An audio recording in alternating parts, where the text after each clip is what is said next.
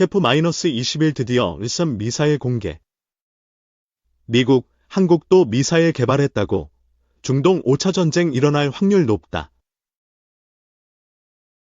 방위사업청은 오는 2028년까지 약 1,900여억 원을 투자해 KF-21 전투기에 탑재, 운영할 장거리 공대 지유도탄 체계 개발에 착수한다고 12일 밝혔다. 장거리 공대 지유도탄은 수백 킬로미터 떨어진 적의 핵심 표적을 정밀 공격할 수 있는 KF-21 전투기의 핵심 무기로 국내 기술로 개발되는 최초의 공중발사 유도탄이다. 기사 내용 요약. 오는 2028년까지 사업 추진 한국판 타우러스 미사일 체계 개발이 본격화된다.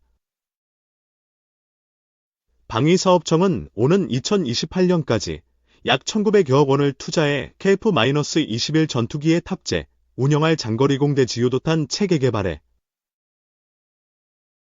장거리 공대 지유도탄 2028년까지 개발. 국내 첫 공중발사 유도탄 외국은 10년 정도 걸려. 개발 지체 시 KF-21 수출에 큰 타격. 4.5세대 첫 초음속 국산 전투기인 KF-21 보라매에 탑재할 핵심 무장인 장거리 공대지. 전투기에 장착할 장거리 공대 지유도탄, 장공지. 이 국내 기술로 개발된다. 12일 업계에 따르면 4.5세대 첫 초음속 국산 전투기인 KF-21 보라매에 탑재할 장공지 미사일을 이달부터 2028년까지 1,900여억 원을 투자해 방위사업청 청장 엄동환은 2022년 12월부터 2028년까지 약 1,900여억 원을 투자하여 KF-21 전투기에 탑재 운영할 장거리 공대 지유도탄 체계 개발을 착수한다고 밝혔다. 장거리 공대 지유도탄은 수백 km 떨어진 적의 핵심 표적을 정밀 공격할 수 있는 KF-21 전투기의 핵심 무장이며 국내 기술로 개발되는 최초의 공중발사 유도탄이다. 이응 지상 해상 발사 유도탄과는 달리 공중발사 유도탄은 항공기 안전 장착 및 분리 기술이 부족하여 미개척 분야로 남아있다가 2019년부터 2021년 말까지 진행된 장거리 공대 지유도탄 탐색 개발을 통해 기술 개발에 성공함으로써 공중발사 유도탄 개발을 본격화할 수 있게 되었다. 장거리 공대 지유도탄 체계 개발은 국방과학연구소 주관으로 추진될 예정이며 체계 개발 과정에서 시제품 제작은 라이진엑스1, 하나방산, 한화에어로스페이스, 한국항공 등 최근 K방산을 주도하고 있는 방산업체들이 대거 참여할 계획이다. 장거리 공대 지유도탄 개발이 완료되면 장거리 공대 지유도탄의 수출 가능성, 다양한 항공 유도무기 개발 촉진 등의 효과뿐만 아니라 국내 기술로 최초 개발하는 KF-21 전투기의 수출 경쟁력 상승에도 크게 기여할 것으로 기대된다. 방위사업청 유도무기사업부장 고위공무원 박민규은 삼축 체계의 핵심 전력인 장거리 공대 지유도탄을 정해진 기간 내에 성공적으로 개발하여 첨단 항공전력 건설과 방산 수출이라는 선순환 구조 확대에 기여할 수 있도록 최선의 노력을 다하겠다. 고 말했다. 이 경제안보 핵심 공급망 안정, 다자주의 외교 중심에 서라. 탈냉전기 세계 경제의 키워드는 밸류체인, 가치사슬, 이었다. 연구개발과 기획, 원자재 및 부품 조달, 제품 생산, 유통 판매 등 부가가치 창출의 전 단계를 각국 기업이 나눠 맡았다. 자유무역이 확대되고 정보기술, IT, 이 발달하면서 세계 경제의 효율성은 극에 달했다. 이 같은 세계화의 시대는 이제 막을 내렸다. 코로나19 팬데믹과 우크라이나 전쟁,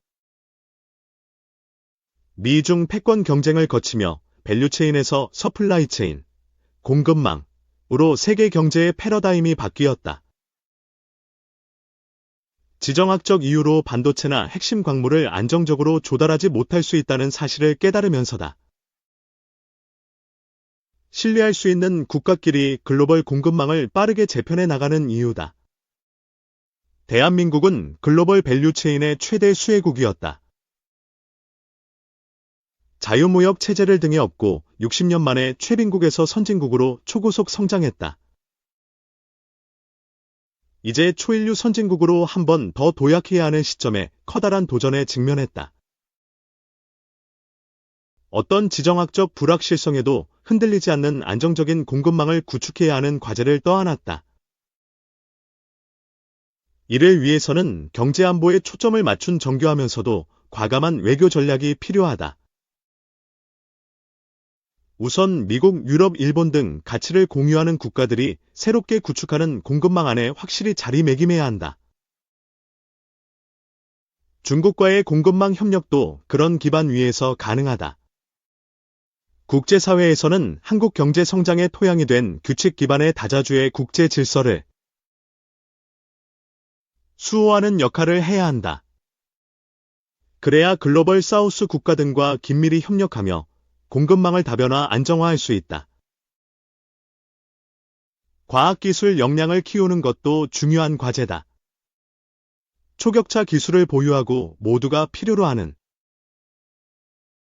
그러나 아무나 만들 수 없는 제품을 공급해야 공급망 내에서 발언권을 행사할 수 있다.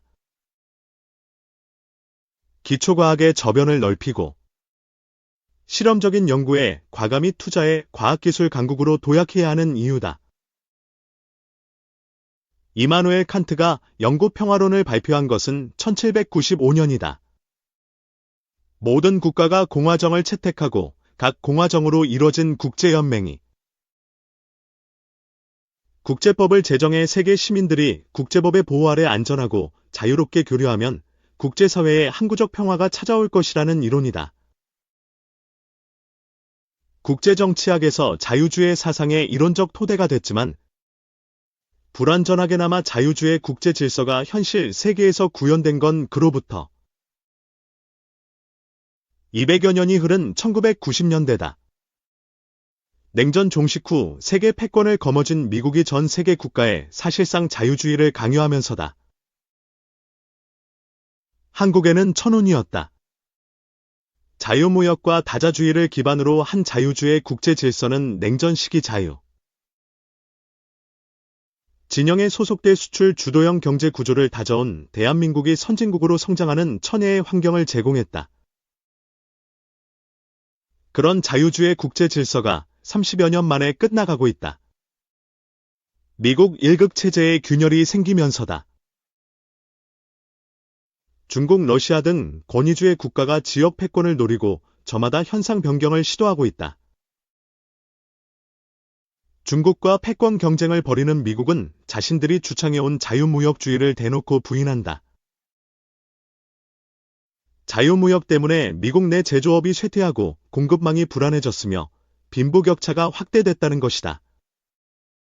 바야흐로 지정학적 대변혁의 시기다.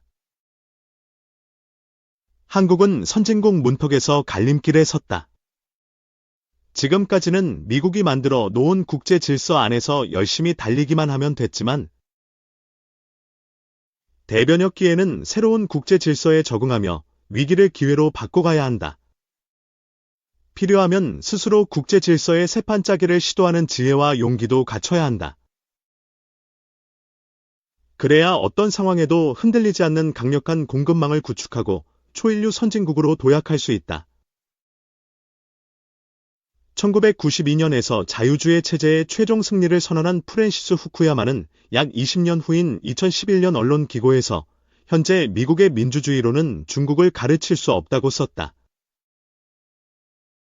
자유주의를 대체할 정치 체제는 없다는 믿음은 그대로지만 글로벌 금융위기를 초래한 미국식 신자유주의는 지속 가능하지 않다고 지적한 것이다. 미국 일극 체제 아래 숨죽이던 중국이 도관영회를 폐기하고 굴기를 시작한 것도 그 무렵이다. 1991년 세계무역기구 WTO에 가입한 뒤 자유주의 시스템의 혜택을 받아 급성장한 중국은 옛 중화의 영광을 되찾겠다며 약육강식의 현실주의 노선으로 급전환하고 있다. 하나의 중국을 외치며 대만을 위협하고 남중국해 영유권을 주장한다. 서태평양에서는 미어중 간 군사적 긴장이 갈수록 고조되고 있다. 유라시아 패권국을 꿈꾸는 러시아가 2022년 우크라이나를 침공한 것도 미국 1국 체제의 균열을 상징하는 사건이다. 블라디미르 푸틴 러시아 대통령은 우크라이나 전쟁은 영토가 아니라 국제 질서에 관한 것이며 러시아의 목표는 새로운 세계를 창조하는 것이라고 공언했다. 우크라이나전 전황은 대만 해협에 직접적 영향을 미칠 가능성이 크다. 미국을 비롯한 서방 세계가 권위주의 국가의 현상 변경 시도에 얼마나 강경하게 대응하는지 중국은 주의 깊게 지켜보고 있다. 북한도 마찬가지다. 북한은 러시아의 우크라이나 침공을 패권주의자들이 떠드는 규칙에 기초한 세계 질서를 저지하고 파탄시키기 위한 정의의 조치라고 규정하고 세계 다극화를 실현하는 것이 정의의 위협이라고 주장했다. 김씨 일가가 정권을 유지하기 위해선 지역 패권국 중심의 다극체제가 훨씬 유리하다는 판단이 깔려있다. 오는 11월 미국 대선에서 누가 대통령에 당선되더라도 미국이 과거 자유주의 국제 질서의 수호자로 온전히 되돌아갈 것이란 기대는 접어야 한다. 대선 이후 미국의 고립주의 속도가 더 빨라진다면 중국과 러시아가 꿈꾸는 다극체제로의 전환 속도도 빨라질 것이다. 한국으로서는 상상하고 싶지 않은 시나리오다. 한국은 선택을 강요받고 있다. 미중 경쟁이 격화하고 북중 러가 연대를 강화하는 상황에서 안미경중, 안보는 미국, 경제는 중국을 위한 전략적 모호성은 더 이상 유효하지 않다. 북핵이라는 실존적 위협은 한국의 선택지를 더욱 좁힌다. 굳건한 한미 동맹과 한미일 안보 협력은 번영이 아니라 생존을 위한 선택이다. 우라늄 농축, 재처리 기술 등 일본 수준의 잠재적 핵역량을 확보하기 위해서라도 한국에 대한 미국의 신뢰는 필수적이다. 공급망 재편에서도 한국은 미국을 선택할 수밖에 없다. 1국 체제의 균열이 가고 있지만 미국은 앞으로도 수십 년간 세계 초강대국 지위를 유지할 게 확실하다.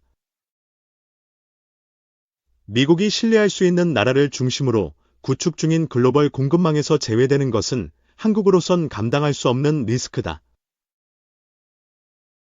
특히 미국 등 서방 세계와 인공지능, AI, 양자, 우주, 반도체 등 첨단 과학기술 분야에서 협력하는 것은 선진국을 넘어 초인류 선진국으로 가는 필요 조건이다. 미국과의 신뢰 관계는 역설적으로 중국, 러시아와의 관계를 관리하기 위한 레버리지가 될 것이다. 한국을 신뢰하는 미국은 첨단 기술이 이전되지 않는 한 한국이 최대 교역국인 중국과 경제 교류를 이어가는 일을 용인할 것이고, 미국의 전방위 견제를 받는 중국에는 서방 세계 일원인 한국과의 상호 투자 및 교역이 절실하다. 중국과 러시아도 한국의 한미 동맹이 불가피하다는 점을 인정한다. 레드라인을 넘지 않는다면 중러는 한국과의 관계를 안정적으로 관리하려고 할 것이다. 물론 미국에 순응하는 소극적 외교 전략을 펼쳐야 한다는 얘기는 아니다. 그럴 수도 없다. 선진국이 된 한국을 향한 국제사회의 기대가 달라졌기 때문이다. 윤석열 정부가 세계 평화와 번영에 기여하는 글로벌 중추 국가를 외교 전략으로 채택한 이유이기도 하다. 보호무역으로 방향을 잡은 역사의 물줄기를 자유무역으로 바꾸기는 어렵겠지만 한국은 규칙 기반 국제 질서를 수호하는 데 앞장서야 한다. 모든 나라의 동등한 주권을 존중하는 다자주의가 계속 꽃피울 수 있도록 외교적 노력을 다할 책임과 필요가 있다. 다자주의 기반의 가치 외교는 한국이 변화하는 국제 질서 속의 중재자 역할을 하는 동시에 공급망을 다변화, 안정화하는 자산이 될 것이다. 미중 패권 전쟁과 4차 산업혁명으로 몸값이 높아진 글로벌 사우스와의 관계가 대표적이다. 인도, 아프리카, 중남미, 동남아시아 국가들은 핵심 광물 보유, 새 제조기지로서 매력, 어느 진영에도 속하지 않은 지정학적 차별성으로 자유주의와 권위주의 두 진영에서 구애를 받고 있다. 이들 국가는 강대국 사이에서 줄타기를 하지만 다자주의를 중시하는 한국에는 예외 없이 러브콜을 보내고 있다. 중진국 함정에서 벗어난 한국의 노하우와 기술을 전수받고 싶기 때문이기도 하다. 지난 6월 서울에서 열린 한 아프리카 정상회의에는 아프리카 55개국 중 48개국 정상이 참여했다. 같은 달 윤석열 대통령은 러시아의 영향력이 줄어든 중앙아시아 국가들을 국빈 방문해 핵심 광물 동맹을 맺고 돌아왔다. 한국은 이렇게 전 세계에 걸쳐 촘촘한 공급망 네트워크를 구축해야 한다. 국제 질서의 판을 바꿀 새로운 컨센서스를 제시하는 적극적 외교 전략도 요구된다. 아베 신조 전 일본 총리가 2007년 주창한 인도, 태평양 전략이 좋은 벤치마킹 대상이다. 중국을 견제하기 위해 나온 아베의 인태 전략은 미국뿐 아니라 자유주의 진영의 아시아 전략으로 확고히 자리 잡았다. 윤석열 정부가 탄소 중립 달성을 위해 신재생에너지만 강조하는 아리백을 대신해 원전을 포함하는 무탄소 에너지, TFE, 이니셔티브를 내놔 국제사회의 지지를 끌어낸 것은 한국 외교의 좋은 성공 사례다.